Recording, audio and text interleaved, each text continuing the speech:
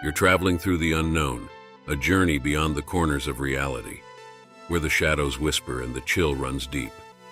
Welcome to the dimension where your deepest fears are given form. This is the Midnight Mystery. Oh, before I forget, man, I was wondering if you could help me with something. The cashier, an acne-riddled kid who looked to be in his late teens or early 20s, looked up from shoving the bag of potato chips, 2 sodas, and a pack of Lucky Strikes into a plastic bag. For a moment, he just stood there, seemingly frozen in mid-action. Then he finally answered, "Yeah, what's up, man?" I let out a barely perceptible sigh. I'd been half afraid that I would be told to take a long walk off a short pier, to put it politely. Feeling relieved, I reached into my back pocket for what was there. You see, I seem to have, sort of gotten lost out here. I decided to take a late-night drive and ended up getting turned around on all these 2-lane back roads. I unfolded the map and set it on the counter so he and I could both see it before continuing. So, I was hoping you could point out on here roughly where we are. And, more importantly, the way to get back to the main road.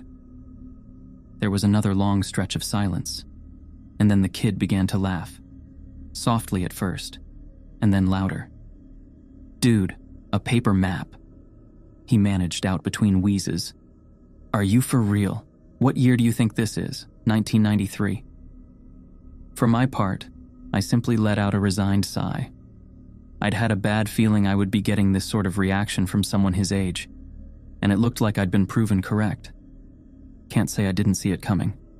He wiped tears from the corners of his eyes and looked at me.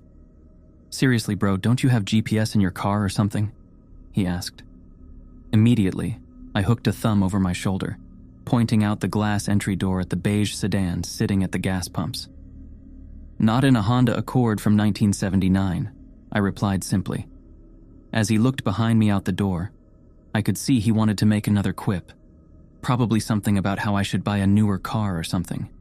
Thankfully, though, he kept it to himself. Instead, he leaned over the map and, still chuckling softly to himself, began looking at it. A few moments later, he snapped his fingers. "Ha! I still got it," he said proudly, then pushed his finger down near the middle of the map and looked up at me. "We're right about here, roughly 6 or 7 miles outside Placer." I leaned over the counter to see as he drew his finger away. "Here?"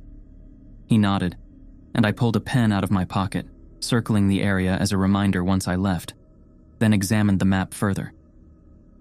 "Okay, so it seems I could take more than a few roads to get back to Interstate 5, right?" The kid nodded again, clearly already bored with the unusual interaction by the slightly annoyed look which had begun to cross his face. "Sure," he said simply, then placed my bagged items on top of the map. "That'll be $14.50 for this, and $28.50 for the gas." I reached into my pocket and pulled my wallet out, withdrawing 3 20s and handing them to him. The register let out its trademark ding as it shot open, and he placed the bills in it before pulling out and handing me my change. Placing it and my wallet back into my pocket, I picked up the bag and folded the map back up. "Thanks for the help," I said as I turned to head out the door. "Yeah, no problem," I heard him mutter at me as I crossed to the front door and pushed it open. A small bell hung from the inside handle jangled as I stepped outside and let the door swing shut behind me. The sounds of the refrigerators humming and the fluorescent lights softly buzzing was replaced by those of a summertime forest at night. Crickets and cicadas buzzed loudly in the grass around the store, almost overwhelming the buzzing sound of the lights over the pumps. The sound of an owl hooting loudly echoed through the trees, followed by the loud call of what had to be an elk. I inhaled the clean air before heading down the steps for my car. Pulling open the driver's door, I took one last look around before dropping into the driver's seat. "So did you find out where we are?" asked a voice from the passenger seat. For a split second, a wave of confusion and panic swept over me, and I spun in my seat. It was immediately replaced by a wave of embarrassment, amplified as my friend began to let out a deep laugh. "Dude, were you in there that long that you forgot I was out here waiting for you?" Not wanting to admit I had done just that, I shook my head. Nah, bro, not that. Just dealing with the kid in there was a major headache. He nodded sympathetically. Craig was one of my close friends. Ever since we'd met each other, we'd immediately clicked and had stuck with each other from that point on. And one thing we both loved to do was take late-night drives to nowhere, simply driving around with no destination in mind, listening to the radio, and occasionally sharing a joint one of us would buy. This is the first time we've ever gotten lost, though. I reached into the bag, pulling out the bottle of Mr. Pibb and handing it to him. Here, I said simply, before pulling the Lucky Strikes out and chucking the rest into the back seat.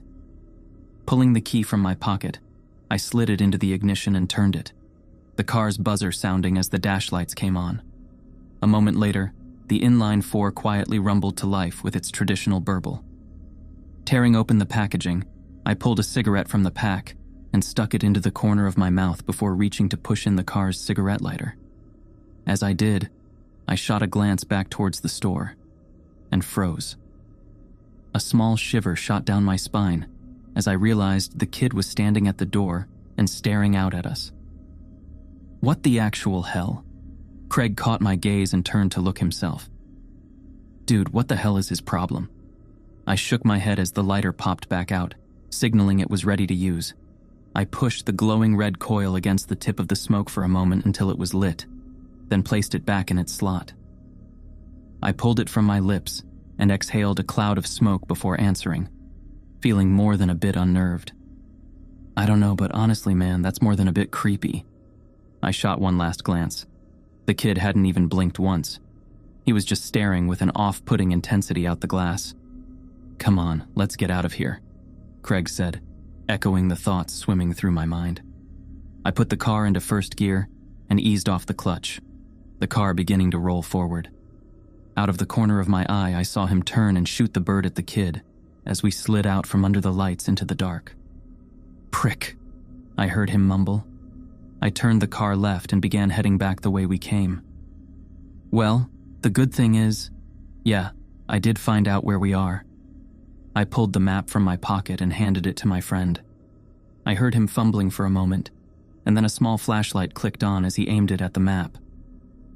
Dude, how did we make it almost as far east as Placer? He asked, with a slightly astonished tone. Longer drive than normal, I guess, I answered, rolling down my window to flick the ashes from my smoke out. I shot a glance at the analog clock on the dashboard. 2:45 it read. I let out a small sigh. Great.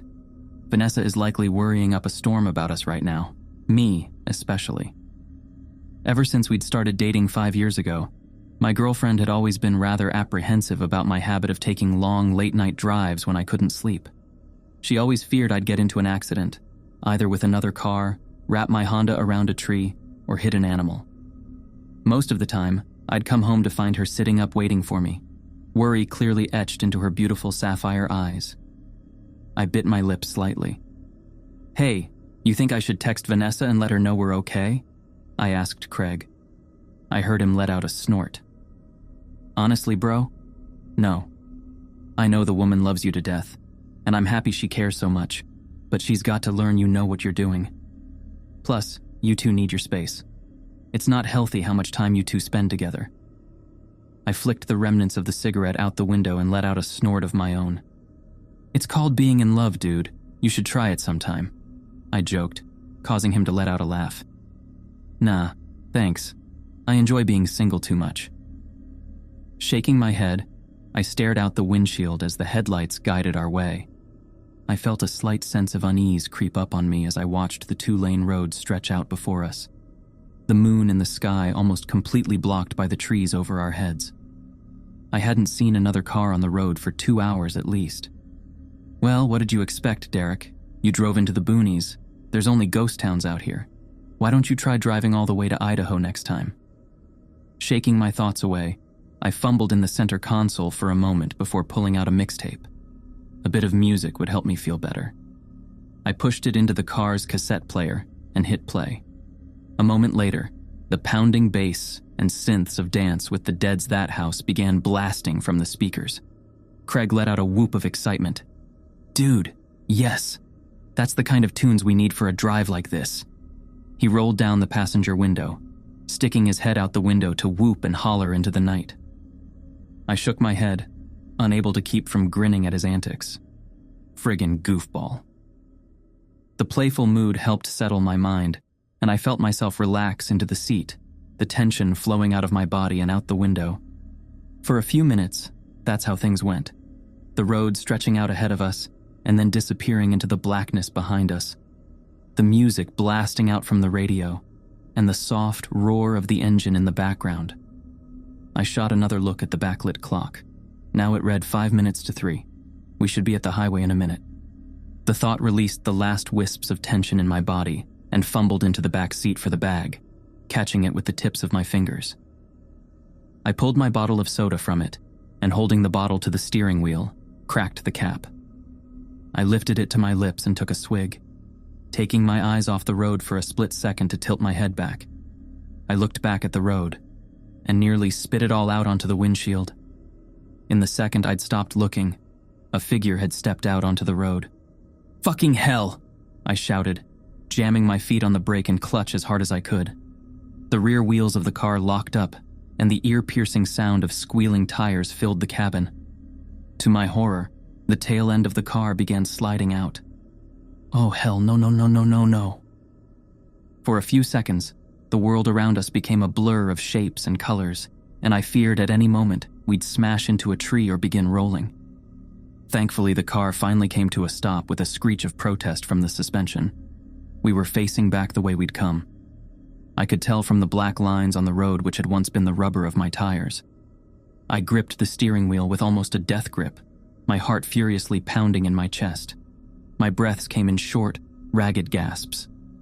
There was no movement in the car for a few seconds, before Craig reached forward and snapped the music off. "Dude, what the fuck?" he shouted at me, his face looking as pale as mine must be. I didn't say a word to him. Instead, I pulled up on the handbrake, ripped off my seatbelt, and practically kicked the door open. Stepping out onto the pavement, I stepped to the front of the car on unsteady legs until I was squarely in between the headlight beams. I looked around, first at the road ahead, then at the forest on either side. There was nothing there. What the?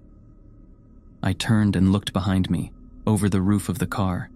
The red glow of the taillights illuminated a few feet ahead, but beyond that, nothing but blackness. I turned again, looking out at the darkness beyond the branches. No movement disturbed the bushes and branches, and aside from the quiet hum of the car's engine, it was silent. I shook my head. Did I just imagine things? I shook it again. No, I know for a fact I didn't hallucinate. There was someone there. The sound of the car door opening made me turn, seeing Craig step out of the car. Leaving the door open, he immediately came over to me. "You have exactly 20 seconds to explain to me what the hell just happened before I lose it, bro," he exclaimed. For a second, I fought to find my voice, then I answered. Dude, I'm not crazy. Someone stepped out of the woods and onto the road. It looked like a chick. I thought I was gonna freaking hit her. I realized I'd been holding in a breath and let it out, trying desperately to get myself to relax. Craig gave me a confused look. "You serious, man?" I nodded. He pulled the flashlight he'd used to look at the map from his pocket and flicked it on, aiming it first at the tree line on one side of the road, then the other. After doing this a few times, he turned back to me. "Well, whoever it was, they're not there anymore." His brow furrowed. "But why would a chick be out here in the middle of nowhere?" he muttered, more to himself than me. I still answered, "I don't know, man. It's freaking Josephine County. For as many good people live out here, there's also a bunch of weirdos." I heard my friend let out a snort of laughter in reply, but something had caught my attention. A feeling which had slammed into me with all the weight of a Peterbilt. The feeling of eyes boring into the back of my skull. I spun around, looking back towards the car and seeing nothing there. But the feeling remained, and I didn't like it one bit. Especially when the feeling came again, this time from the direction I'd just been facing a moment ago. Realization dawned on me, and I felt a shiver shoot up my spine, along with the flicker of fear. "Oh, shit," I whispered. Craig turned to look at me. "What?" he asked, seeing the look on my face. He repeated, "What?" I looked up at him, speaking with a bit of a weak voice. "Let's get back in the car right now." He didn't argue, thankfully. He was already moving for the open passenger door, and I matched his pace as the feeling of being watched intensified. As if someone were rapidly approaching from the woods. Oh, hell. I broke, first into a run, then a full-out sprint for the last 10 feet, tearing at the door handle and practically launching myself into the driver's seat. Slamming the door closed behind me, I jammed down on the door lock, seeing Craig do the same. He turned to me, his face hidden in the dark, but his voice giving a perfect mental image of it. What the hell was that, man? The tone of it gave away the fact he'd felt, even for the briefest of moments, the same feeling of dread and fear I'd had. You remember those videos of people driving on empty roads in the middle of the night? Only to have someone step into the road and get them to stop? I asked. A sharp intake of breath came from the passenger seat before he answered, finishing my thought. And then a bunch of people spring out of the woods trying to ambush them. Oh, hell no. My thoughts exactly. Time to friggin' leave. I released the parking brake, pulling on my seatbelt and jamming the car into first gear. The tires chirped as I hit the gas, and a moment later, we were accelerating away. As we did, the feeling of being watched rapidly fell away to nothing, and I allowed myself to let out a relieved sigh. We drove in silence for another few minutes before I finally spoke again. "I think we're in the clear, man." Craig let out a soft laugh. "Thank fuck for that." I nodded, then reached for the soda which had fallen, wedging itself by the parking brake. Snatching it up, I uncapped it and took another swig, the still cool liquid feeling amazing going down my throat. Recapping and dropping it behind me into the back seat, I let a laugh of my own. I don't mean to be a Debbie Downer, Craig, but I think after this, I may take a bit of a break from late-night drives for a bit. This just got under my skin too much. For a few moments, longer than I thought, there was nothing. And then he answered. "As much as that sucks, bro, I can understand. No problem at all." I thought I could detect a small tone of sadness in his voice, along with something else I couldn't place. But then I heard him sit up straight. "Hey, Jake?" he asked, a bit of a concerned tone now etched into it. "Yeah?" I heard him draw another breath. Shouldn't we be to the highway by now? Or at least see the lights of passing cars?" I hadn't been fully concentrating on anything except the next stretch of road in my headlights, but at his words, I jerked my head to look beyond them. What the actual hell? He was right. The lights of cars and trucks flashing by on the freeway should be visible through the dark. I clearly remembered looking in my side view mirror as we turned onto the road from the highway, seeing the ever-present white and red glows zipping by both ways at close to the same distance we were now. That wasn't the case anymore. All I could see in front of us was darkness, and the woods on either side of the road. For a moment, I lifted my foot off the accelerator, letting the car slow down a little as my brain whirred. He's gotta be mistaken. Hell, I've gotta be mistaken. We just haven't gotten close enough to the highway yet. You know these old roads, Derek. They often end up longer than they first look. Feeling somewhat relieved by the thought, I said it out loud to Craig. He nodded, but I could tell he wasn't completely convinced. And for that matter, as much as I repeated it mentally to myself, I couldn't completely convince myself either. It was as if seeing the woman's step in the road had shaken me more than I'd first thought. Pushing back down on the gas, I shifted into fourth gear and watched the speedometer flirt with 55 miles an hour. For a few minutes more, neither one of us saw anything as we drove in silence. And then, Craig let out a cry. "There! A light!" For a moment, a surge of hope welled up inside me, and I craned over the steering wheel, looking to see the highway. It was dashed, as I saw it was only a streetlight, standing solitary guard on the side of the road like a sentry.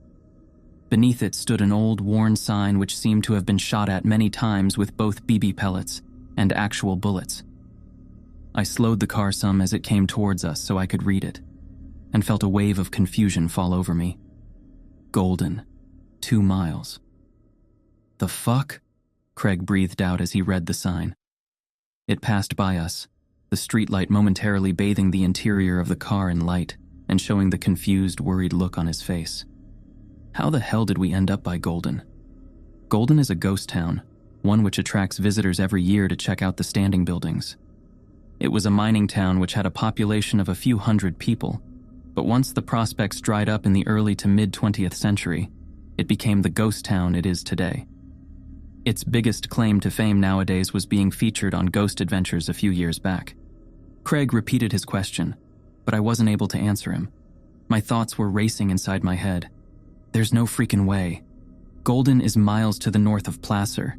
There are no roads connecting the two areas, from what I saw on the map.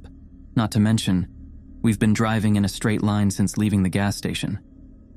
I honestly don't know, man, I finally answered, my voice conveying how rattled I truly was. In the car's dark interior, I saw him put his head in his hands. I fumbled for my pack of cigarettes, pulling another out with slightly unsteady fingers and pushing in the cigarette lighter. A moment later, the turnoff for the ghost town flashed by on the right. I saw the dark, hulking shape of the church's spire rising out of the dark for a moment. Then it was behind us.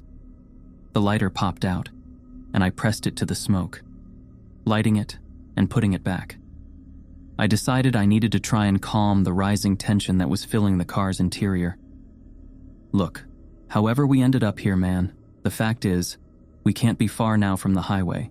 So let's just keep our wits about us, keep calm, and when we get back to my place, you, me, and Vanessa can have a good laugh over this. Sound good? I heard my friend take a deep breath, then let it out in a whoosh. Okay, yeah, that sounds like a plan. He let out a soft laugh, and I felt him pat my shoulder. Thanks, Derek. You are seriously a good friend. Glad I've got you. I nodded, then realized he may not be able to see it in the dark.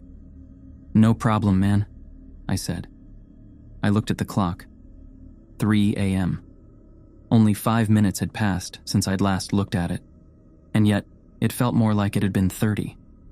Time seems different when you're stressed. For a few minutes there was only darkness, and then a light appeared in the distance. Ha! There we go, I exclaimed. I waited to see the sign for the on-ramp appear, and felt a shiver shoot up my spine as the sign for Golden flew by again. That's... What? Craig didn't say anything, but I felt him stiffen in the passenger seat, showing he'd seen it as well. As the streetlight and sign disappeared behind us, a feeling began to creep up on me. Another shiver shot up my spine as I realized that it was the same feeling I'd had when we'd gotten out of the car. The feeling of eyes on me. My eyes shifted to the blur of trees on either side of the car, but I saw no one out there. The turnoff for the ghost town approached again. I heard Craig let out another deep breath. Derek, pull over, please, he said simply. His voice was shaking, and as much as I didn't want to stop, I did as he asked, pulling over just before the turnoff. He ripped his seatbelt off, shoving the door open and stepping out. I watched him stride to the front of the car and stand there for a minute. He seemed to start shaking a bit, and I realized just how much this was getting to him. I unbuckled my seatbelt and reached for the door handle when I glanced at the clock and froze. The clock was still showing 3 a.m. The hands hadn't moved at all. A feeling of shock washed over me like a wave as I tapped it with my fingers to see if it was merely stuck, but it refused to begin moving again. Okay, what the actual fuck is going on? I whispered to myself. I reached into my pocket, fishing out my phone and turning on the screen. Like the clock, it too showed the time as 3 a.m. The feeling of being watched began to intensify, and I glanced at Craig standing in the dark before looking down, beginning to type a text out to Vanessa. Hey, baby girl. Just wanted to let you know that Craig and I are okay. We're trying to get back to the highway, but have gotten a bit turned around out here. Do me a favor, and if I don't text you again in 15 minutes, text me back, okay? I love you. I replaced the phone in my pocket. I knew I should have been more honest, but I was beginning to feel a little freaked out about the weird situation. I didn't want to worry her any more than necessary, as it would make me start to freak out worse. Pushing open the door, I got out and walked around, stopping near the front right headlight. "Dude, you all right?" I asked him after a moment. He didn't answer, but happily, he seemed to have stopped shaking. I repeated my question. When he didn't answer my second and third calls, I began to feel a new sensation creep up on me, a potent mixture of dread and fear. "Craig, dude, you're creeping me the fuck out. Please say something." He finally turned to look at me, and in the semi-glow of the headlights, I saw his face had gone a bit pale. He raised a finger and pointed, saying only a single word. "Look." My eyes followed where he had gestured, and I began to feel like someone had dumped a bucket of ice water over my head. The cigarette dangling from my lips fell from my mouth to the ground. Standing about 50 feet away, just inside the tree line, was a figure. It was drenched in gloom, but with a gasp, I realized it was the same woman who'd nearly caused me to wreck. Oh, fuck me sideways, man. I swallowed, finding my voice. We should get back in the car, Craig." He nodded almost immediately. "I think you might be right," he answered, his voice wavering. Not taking our eyes off the figure, we slowly backed up until we reached our respective doors and climbed in. I didn't even bother pulling my seatbelt on. I just jammed the gear shifter into first and floored it. Dirt and gravel kicked out behind us, and the car shot forward onto the road. This time, I didn't let up on the gas. I kept my foot hard down, the engine beginning to roar as I shifted into third and fourth. The speedometer reached 60 as I shifted into fifth gear, the feeling of being watched intensifying with each passing second. I prayed that I would see something, anything ahead of us. An intersection, a house, a freaking out-of-use payphone for fuck's sake. And then my blood turned to ice as a light appeared ahead of us. The exact same one as before, with the sign underneath. My eyes flickered to the clock, and terror shot through me as I saw it still was frozen at the same time. "This isn't good, bro," Craig said from the passenger seat. I agreed with him, but didn't say it out loud. I kept my foot to the floor, the speedometer now hitting 80. The turnoff appeared again, and what I saw made me want to scream. The woman had gotten closer to the road, and she wasn't alone anymore. Behind her, I saw others, the outlines of other people, dozens, possibly more. They all stood, facing the road, watching us fly by, and then they disappeared into the rearview mirror. Fuck. I breathed out as the light and sign flashed by yet again. This time, the mass of people had gotten even closer to the road. The woman stood in front of them all, and for a split second the headlights illuminated her. Another flash of ice shot through my veins as I saw the river of blood pouring down the front of her nightgown, one that looked to be decades old. "What the hell do we do?" Craig asked me, his voice steady, yet filled with fear, the same I felt. I just shook my head. "I don't know, man," was all I could say. The streetlight began to appear again when I felt my phone vibrate in my pocket, causing me to nearly slam on the brakes in surprise. I fumbled in my pocket for it, seeing Craig look over at me. I texted Vanessa when we stopped, told her to reply back in a few minutes. Now I think I'm going to tell her to call the cops or something. He didn't reply, instead turning to look out the windshield at the approaching light. Flicking my eyes from the phone screen to the road and back, I forced myself to not look at the turnoff as we zoomed past the light. I didn't want to see how close those ghosts, demons, whatever they were, had gotten to the road. I flipped my finger, pushing away the lock screen and tapping on the messenger icon as the light began to appear once more. Vanessa's message automatically opened, and for a moment, relief like I'd never felt surged through me at the small bit of normalcy I had in my grasp. I froze. I didn't even look up at the road. I couldn't. My eyes were locked on the single sentence, reading and rereading it. A wave of confusion passed over me, enough I spoke aloud. "The fuck?" Craig spoke up. "What? What did she say?" I didn't answer him. My mind was racing at 1,000,000 miles an hour trying to understand, but it was like I was hitting a mental wall. I tried to think of something else as another thought came to me. But again, the same block was coming to me. As it did, a new wave of fear began to rise up in me. One for an entirely new reason than the terrifying loop flying by outside. The speedometer now showed we were doing 90, and then Craig spoke. "Can I ask you a question, man?" Ice filled every vein in my body, not at his question, but at his voice. It was different. Gone was the fear and tension he'd had not even a minute ago. Now he just sounded flat. No, not flat. I couldn't tell why, but the way his tone was, it almost made me feel like he was smiling. Another shiver cascaded up my spine as I finally forced myself to answer, my mouth dry as cotton. "What?" he answered as we began to fly under the streetlight. "Are you scared?" For whatever reason, the question made me turn to look at him, just as the light whizzed over us. For a split second, the car's interior became illuminated again. My eyes locked with his. The light flew by. The turnoff appeared again, and for a moment, my eyes flicked up to see that the woman was right next to the road, bathed completely in the headlights. I finally caught a glimpse of her face, and then I was screaming, my fingers tearing at the door handle as the car swerved to the right. I saw a tree flying towards the windshield. I didn't think. I just forced the door open and leapt out. The ground rapidly flew up to meet me. Darkness. I woke up in a hospital room, a bandage covering my head and one arm in a sling.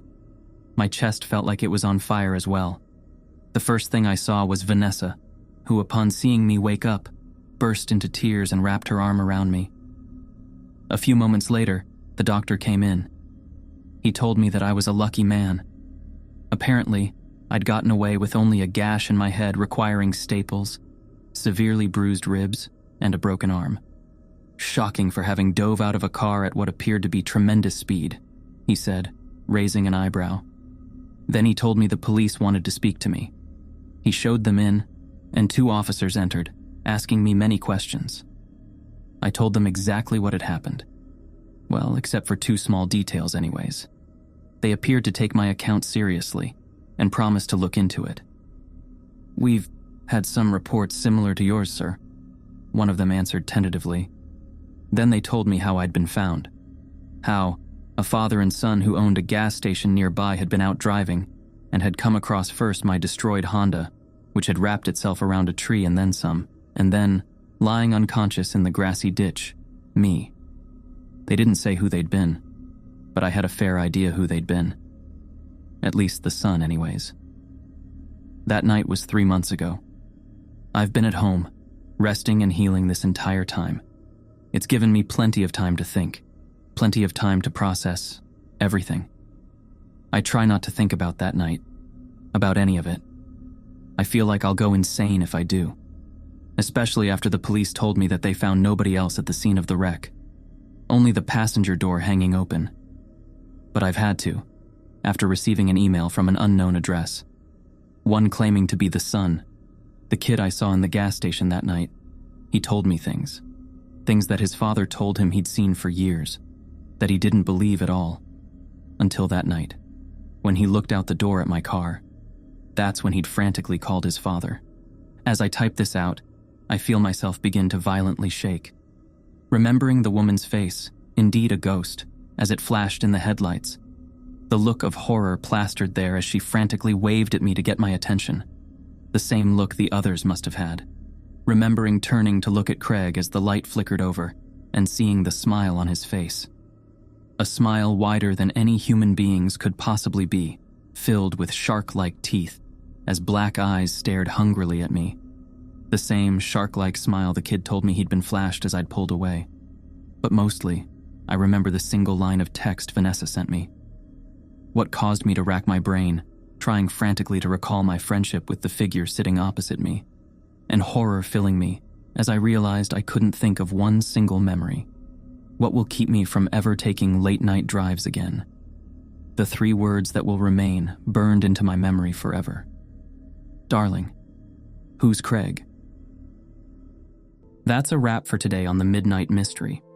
Hope you guys had as much fun as we did. If you liked what you saw, hit that subscribe button and give us a thumbs up. Oh, and don't be shy. Drop a comment below with your thoughts or any cool mystery ideas you want us to check out. Until next time, we'll see you in the next Midnight Mystery.